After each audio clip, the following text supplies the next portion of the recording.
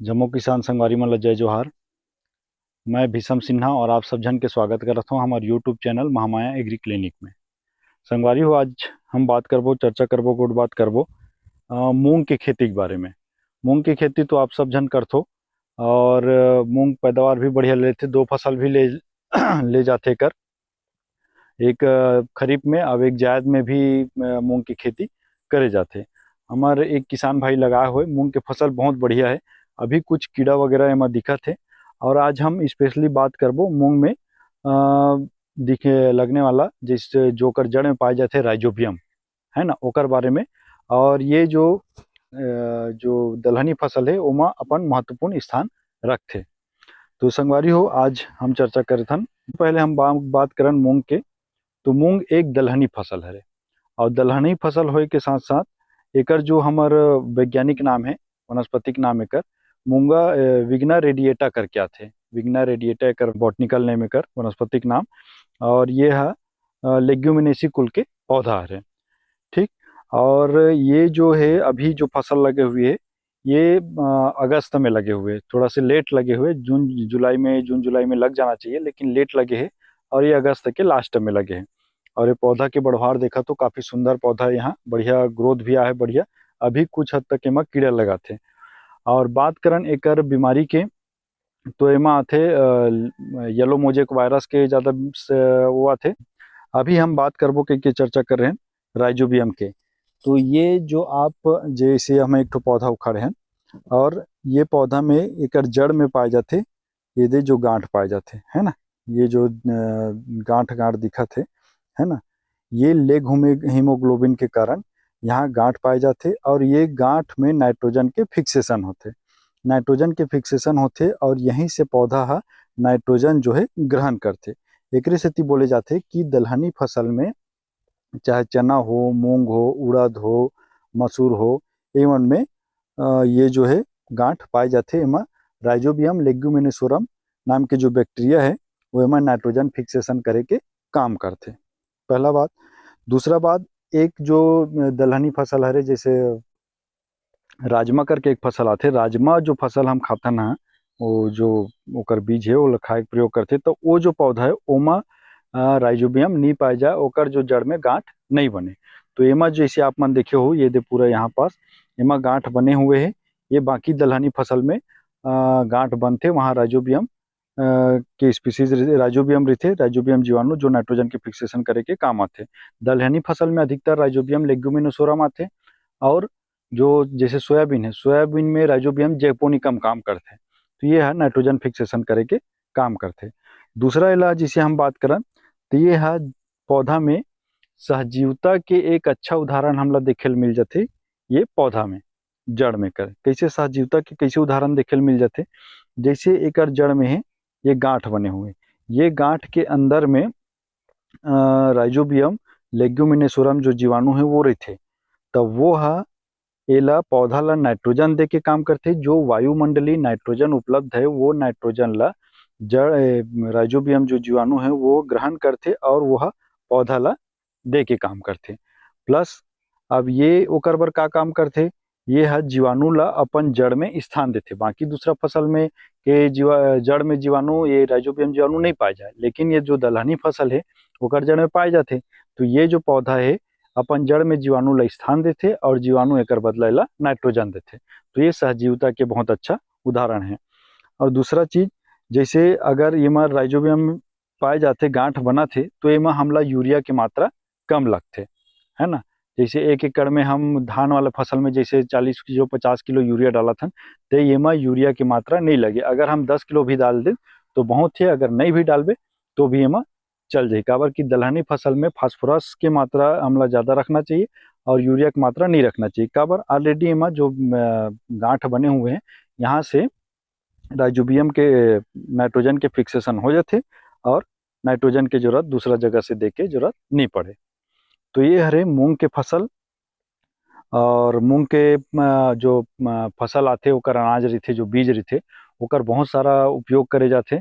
उपयोग में जैसे अनाज के रूप में, दाल के रूप में खाए बर, मिठाई वगैरह बनाए में इस्तेमाल करे जाते और बहुत से प्रकार के एकर उपयोग में लाए जाते जो बीज है ओकर।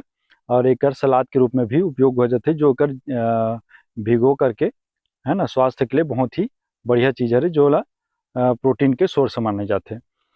दूसरा चीज़ हम बात करें, जैसे ये तो हो गए मूंग के, और मूंग में जैसे कीड़ा जो लगा थे, है ना, कीड़ा है, बीमारी है, एकर रोकथाम। तो किसान भाई से मैं ये अनुरोध करना चाहता हूँ, जब भी आप मूंग के या दलहनी फसल के जब बुआई करत हो, तो ओकर लिए जो भूमि है वो उच्च भूमि के आवश्यकता पड़ते। उच्च भूमि मतलब जहाँ पानी के ठहराव मत हो, मतलब पानी अगर गिरत है, पानी जमा होते, तो पानी तुरंत बह के निकल जाए, वो जगह हमार मूंग के खेती बर या कोई भी दलहनी फसल के खेती बर बढ़िया रहते।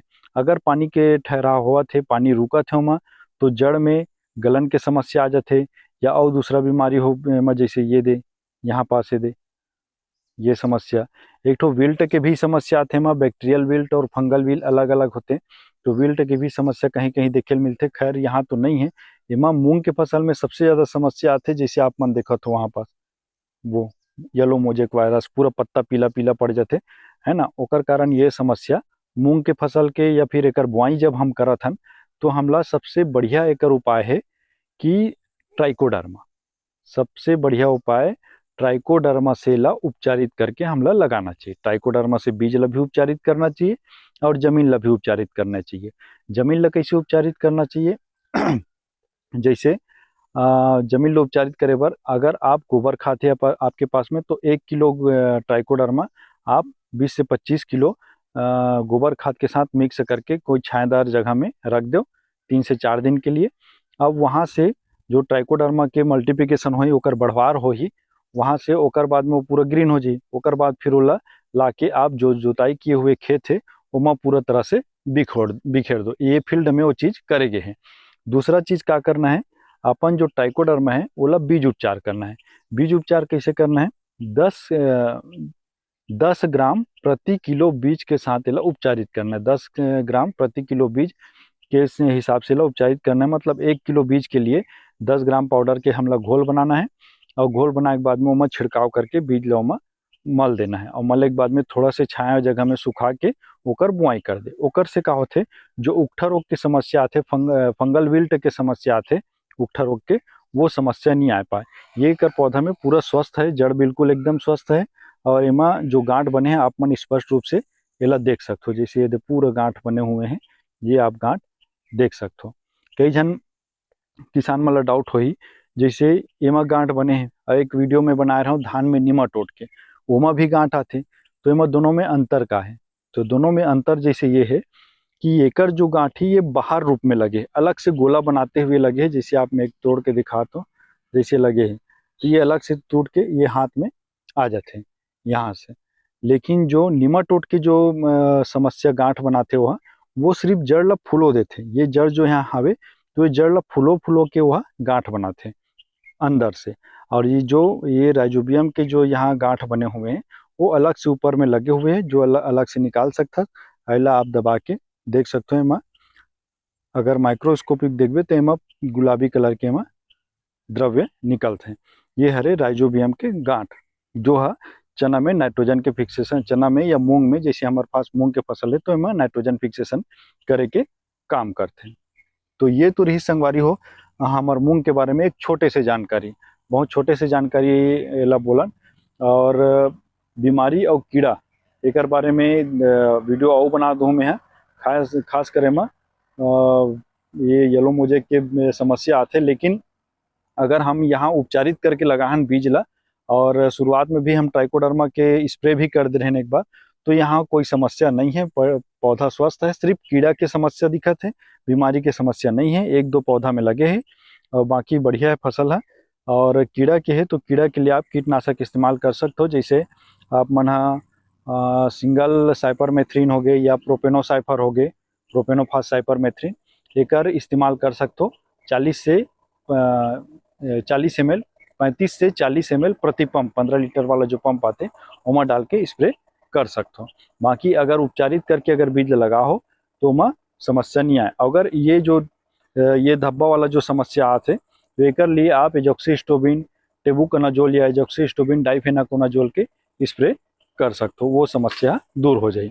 और जो येलो मोजेक वायरस के जो समस्या आते तो वायरस के कारण होते, तो हमला कीड़ा नियंत्रित करना है।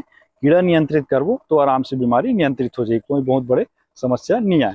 बस हमला मैनेज करना है, मैनेज करते हुए देखना है कि फसल कैसे है, कब कब का डालना है, वो ठीक हो जाएगी।